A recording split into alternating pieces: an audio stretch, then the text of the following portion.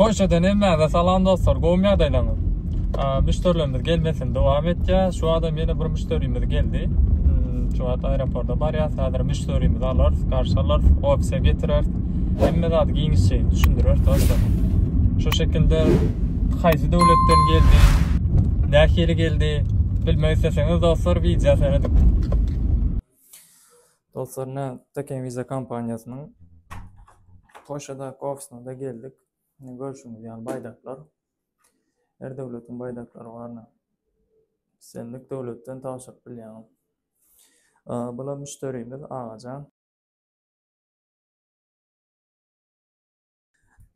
Gelin de Ağacan'dan bir açık bir görüngde şolalyň näli geldi, haýsy devletlerin üstünden geldi, hiç kıyın oldumy, näli geçdi. Ağacan, sen gözün haýsy devletin üstünden tavşardyň Taken Viza kampanyasyny? Türkiye devletinde taşırdım. Türkiye'de kaçaktım. Ondan sonra o yerde taşırdım. Sonra kaçak gelip gördüm.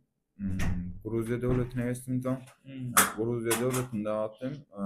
4 adilerinde proje çıktı. Ondan sonra Gruzya devletinden Polşa'nın konsoluna taşınma için Gruzya'nın oturum kimliği gerekti. Onu ambrayın içinde aldım.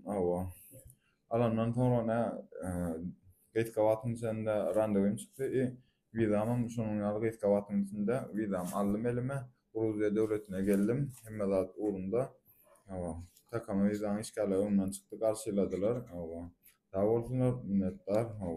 Çok sağ olsun. Haydi.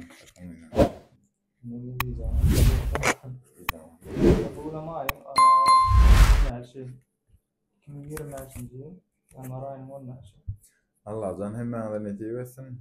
Gelin, boy, Polşa devleti.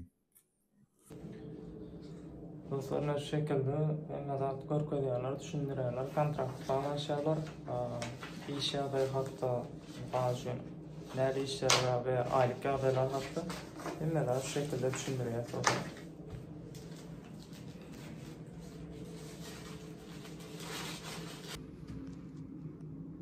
Adam tabii.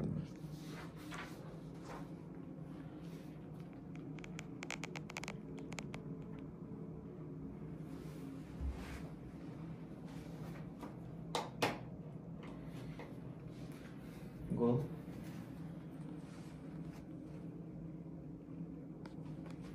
Здесь тоже имя, фамилия и гол. Dostlar, gördüňiz müşterimiz geldi. Gruzya devletinden, Türkiye devletinden Gruzya'ya geçti. Gruzya devletinin oturumlarını aldı ve görüşüňiz ýaly Polşa devletine geldi. Garşaldyk, yerleştirdik. Emme size vizasını da görkezdik dostlar. Şimdi görüşüňiz ýaly 1 ýyllyk Schengen, multi-Schengen viza bilen geldi. Şimdi şu taýda 1 ýyl içerisinde 3 ýyllyk oturumluk kartyny aljak dostlar. Bunu aldıktan sonra İslam devletine gidip işleme mümkinçiligi we size Türkmenistana gidip gelip bilýär.